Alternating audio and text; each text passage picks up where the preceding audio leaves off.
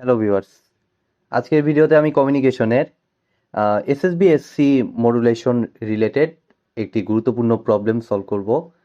তো ভিডিওটি শুরু করার আগে আমি অবশ্যই বলবো, যারা আমার চ্যানেলে একদম নতুন তারা আমার প্লেলিস্ট থেকে কমিউনিকেশনের আগের বেসিক ভিডিওগুলো একটু দেখে আসুন। বিশেষ করে কমিউনিকেশনের amplitude modulation, DSB-SC, SSB-SC related যে টপিকগুলো আছে সেগুলো কিন্তু অবশ্যই এগুলো প্রবলেম সলভ করার জন্য আমাদের বেসিকটা জানতে হবে, তা না হলে এগুলো সলভ করা কষ্টকর হয়ে যাবে। ঠিক আছে, তো আমি একটু বলতে চাই, আমি প্রায় অ্যামপ্লিটিউড মডুলেশনের প্রায় শেষ পর্যায়ে চলে এসেছি, অন্তত বেসিক প্রবলেমগুলো দেখানো প্লাস থিওরি। তো এরপরে আমি এরপরে যে আমাদের টপিকগুলো যেমন ফ্রিকোয়েন্সি মডুলেশন, ফেজ মডুলেশন, এগুলোতে আস্তে আস্তে যাব। তো আজকের মাধ্যমে একদম বেসিক প্রবলেমগুলো আমার সলভ করার অ্যামপ্লিটিউড মডুলেশনের টপিকটা মোটামুটি শেষ হবে। এরপরে আমি আরও কমপ্লেক্স লেভেলের প্রবলেমগুলো আরও সলভ করে দেওয়ার চেষ্টা করব। তো দেখুন, আমি আলোচনা শুরু করতেছি। এখানে বলছে, দেখুন যে calculate power saving by SSB SC for modulation index 1 and 0.8 compare to amplitude modulation. তো গত ক্লাসটিতে, ঠিক এর আগের ক্লাসটিতে আমি এই সেম প্রবলেমটা আমি করেছিলাম, জাস্ট এসএসবি-এসসির জায়গায় এখানে ছিল ডিএসবি-এসসি। তো এখন আমাদের এটা করতে হবে হচ্ছে এসএসবি-এসসির জন্য। তাহলে আমরা জাস্ট ওখানে যে রকম অ্যাপ্রোচে গিয়েছি সেই অনুযায়ী আমাদের ফর্মুলাটা চেঞ্জ করে ফেলতে হবে, একদম বেসিক বুঝে। তাহলে দেখুন, আমাদের ইয়ার জন্য অ্যামপ্লিটিউড মডুলেশনের জন্য আমাদের ফর্মুলা কি? Total power PT is equal to PC into 1 plus mu square by 2, M square by 2, আমরা এম দ্বারা প্রকাশ করছি। সো আমরা 1 প্লাস এম স্কোয়ার বাই 2 এটাই বিবেচনা করছি। ঠিক আছে, তো নেক্সট স্টেপ কি? এটা হচ্ছে আমার অ্যামপ্লিটিউড মডুলেশনের জন্য, আমার যেহেতু এটার সাথে কম্প্যারিজনে কতখানি পাওয়ার সেভিং হচ্ছে। ঠিক আছে, এটাই আমার দেখতে হবে। তো গত ভিডিওতে আমি বলেছিলাম যে এখান থেকে আমাদের ডিএসবি-এসসি যদি হয়, সেক্ষেত্রে আমার এটার পাওয়ারটা হয় হচ্ছে, দেখুন তার আগে আমি এখানে আরেকটু বলে নেই যে আমাদের অ্যামপ্লিটিউড মডুলেশন বেসিক্যালি যে হয়, দুই সাইড ব্যান্ড, মাঝখানে থাকে হচ্ছে কেরিয়ার। ঠিক আছে, তো এখানে বেসিক্যালি যে ঘটনাটা ঘটে, এটার পাওয়ার প্লাস এটার পাওয়ার প্লাস এটার পাওয়ার, এই তিনটা একসাথে প্লাস হয়ে যায়। ঠিক আছে, তার ভিতরে আমরা দেখতে পাচ্ছি এটা একটা হিউজ লেভেলের আনওয়ান্টেড পাওয়ার। ঠিক আছে, কেননা এখানে শুধু ক্যারিয়ার ছাড়া অন্য কোনো কিছু নাই। তো ক্যারিয়ার তো টোটালি আমাদের মিক্স করা হয়েছে লং ডিস্টেন্সে পাঠানোর জন্য। তো এটা শুধু এর সাথে মেসেজ সিগন্যালের কোনো অংশই নাই, তাহলে এটা দূরবর্তী ডিস্টেন্সে পাঠানোটা আমাদের জন্য লস, কারণ এটার জন্য এক্সট্রা পাওয়ার আমার খরচ করতে হচ্ছে। ঠিক আছে, আর এই দুটা হচ্ছে আমার ইউজফুল পার্ট, কেননা এখানে মেসেজ সিগন্যালের পার্ট আছে। ঠিক আছে, এইটা এই দুইটা পার্টে আমাদের মেসেজ সিগন্যালের পার্ট আছে, সো এই দুটাকে আমার রাখতে হবে, সামহাও রাখতে হবে। তো এটার পরে এই জন্য বেসিক্যালি যে কাজটা করা হয়, ডিএসবি-এসসি তে ফিল্টার আউট করে ফেলা হয় হচ্ছে কেরিয়ার পার্টটুকু। তখন আমরা কি পাই? শুধু লোয়ার সাইড ব্যান্ড এবং আপার সাইড ব্যান্ডের পাওয়ার, এবং সেটা বেসিক্যালি হয় আমাদের PC into M square divided by 2। এরপরে আরো ফার্দার অ্যানালাইসিস করে এসএসবি-এসসি তে যে কাজটা করা হয়, এই দুইটার ভিতরে যে কোনো একটা হয় লোয়ার সাইড ব্যান্ড, নয়তো আপার সাইড ব্যান্ড, এই দুটার যে কোনো একটাকে অ্যাকসেপ্ট করা হয়। ঠিক আছে, কেননা আমার দুটো রাখার কোনোই প্রয়োজন নাই, দুটোর মধ্যে সেম টাইপের সিগন্যাল আছে। সেই কারণে এই দুটোকে একসাথে দূরবর্তী ডিস্টেন্সে পাঠানো মানে দুটোতে যে পরিমাণ পাওয়ার লাগবে, একটাতে যদি দুটোর জায়গায় একটা ইউজ করে আমার সেম আউটপুট আসে, তাহলে আমি দুটোর জন্য এক্সট্রা পাওয়ার কেন আমি খরচ করব?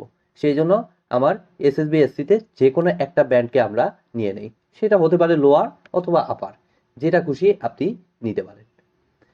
সেই কারণে আমাদের এসএসবি-এসসি করা হয় যেন আমাদের পাওয়ারটা মিনিমাম থাকে। ঠিক আছে, তো এই মিনিমাম পাওয়ারের জন্য এই এসএসবি-এসসিটা ব্যবহার করা হয়। তাহলে আপনারা দেখতে পাচ্ছেন যে এই দুটো ইকুয়াল পাওয়ার, তো এই দুটা মিলায়, এটা প্লাস এটা, এই দুটো মিলায় আমাদের পাওয়ার হচ্ছে PC into M square by 2। তাহলে শুধু এটার পাওয়ারটা আমার কত আসতেছে দেখুন, এই দুটা তো ইকুয়াল পাওয়ার ক্যারি করতেছে। তাহলে ইকুয়াল পাওয়ার যদি হয়, তাহলে প্রতিটা কত করে হচ্ছে PC into M square by 2 টোটালটা। তাহলে এটাকে 2 দ্বারা ভাগ, তাহলে PC into M square divided by 4। অর্থাৎ এসএসবি-এসসির জন্য বেসিক্যালি আমাদের ফর্মুলাটা দাঁড়াবে হচ্ছে PC into M square divided by 4। তো আমি জাস্ট বেসিক ফর্মুলাটা বোঝানোর জন্য, আমার থিওরি ক্লাসে আমি দেখিয়েছি কিনা আমার খেয়াল নাই, তো এই ফর্মুলাটাকে বোঝানোর জন্য আমি জাস্ট এত কিছু বললাম। এখন আমরা প্রবলেম সলিউশনের দিকে যাব।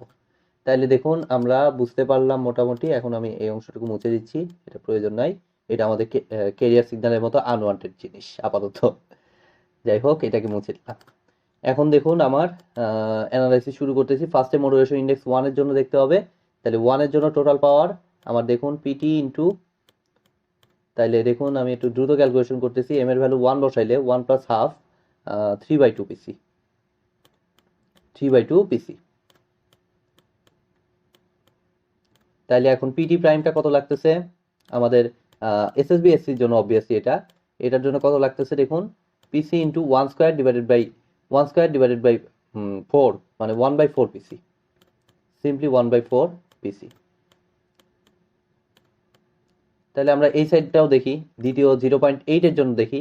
0.8 এর জন্য আমি ভ্যালুটাকে মনে করলাম, প্রথম অ্যামপ্লিটিউড মডুলেশনের ভ্যালুটাকে মনে করলাম PT1 মনে করলাম। তাহলে PT1 is equal to PC into 1 plus 0.8 এর উপর স্কোয়ার বাই 2। তো এটাকে দেখুন একবারে আমি হিসাব করেছি, 1 প্লাস 0.8 এর উপর স্কোয়ার ডিভাইডেড বাই 2, তাহলে 1.32 আসতেছে, 1.32 পিসি 0.8 এর জন্য। আর পরের ভ্যালুটা এটা কত আসতেছে, এটা আমার আসতেছে PT1 প্রাইম মনে করতেছি। PT1 প্রাইমটা আমার আসতেছে পিসি ইন্টু এম স্কোয়ার বাই 4, তাহলে 0.8 স্কোয়ার বাই 4, তাহলে 0.8 তার উপর স্কোয়ার ডিভাইডেড বাই 4, 0.16 পিসি। আমরা দুটো ভ্যালুই পেয়ে গেলাম। এবার আমাদের পাওয়ার সেভিং এর জন্য আমি গত ক্লাসে বলেছি যে এটা থেকে এটা মাইনাস করে দিলে কিন্তু হবে না, মাইনাস করে দেওয়া একেবারে আমার কেন ভুল প্রসেস, সেটাও কিন্তু আমি গত ক্লাসে এক্সপ্লেনেশন দিয়েছি। তো ফার্দার ওই সেম এক্সপ্লেনেশনটা এখন আর রিপিট করতেছি না, এখন আমি ওই প্রসেসটা অ্যাপ্লাই করব যেটা গত ক্লাসে করেছিলাম। অর্থাৎ পার্সেন্টেজ অফ পাওয়ার, অর্থাৎ এই যে নতুন ইয়েটা পাইলাম, এটা একটা আরেকটার কত পার্সেন্ট পাওয়ার ক্যারি করতেছে এই জিনিসটা, অর্থাৎ 1/4 পিসি ডিভাইডেড বাই 3/2 পিসি। তাহলে 1/4 পিসি কাটা, that means 1/4 divided by 3/2 into 100%।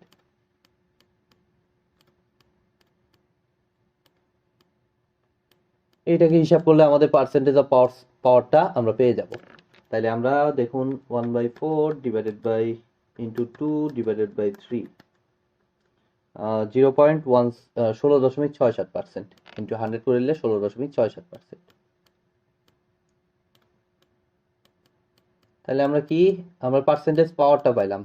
এখন আমাদের লাগবে কিন্তু percentage of power saving, not এটা, ঠিক আছে? তাহলে সেভিং পাইতে হইলে দেখুন আগে যদি 100% পাওয়ার লাগতো, এটার মিনিংটা সিগনিফিকেন্সটা বুঝতে হবে যে আগে যদি 100% পাওয়ার লাগতো, বর্তমানে লাগতেছে তার 16.67%, 16.67 পাওয়ার, ঠিক আছে? আগে 100 অংশ লাগলে এখন 16.67 লাগতেছে।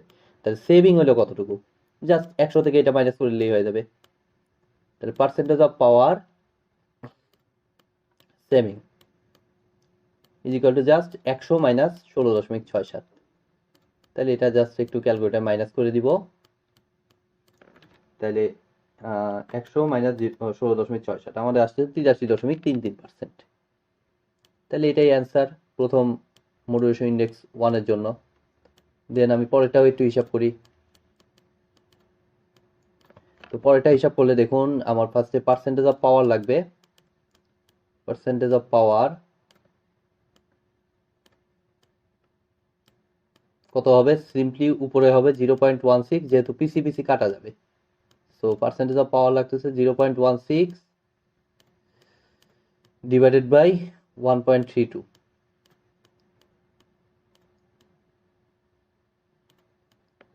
তাহলে হিসাব করে ফেলি, এত ইন্টু 100% অবভিয়াসলি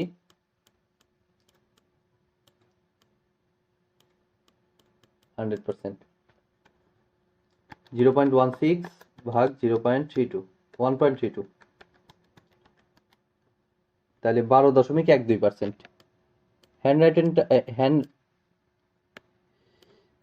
12.12%।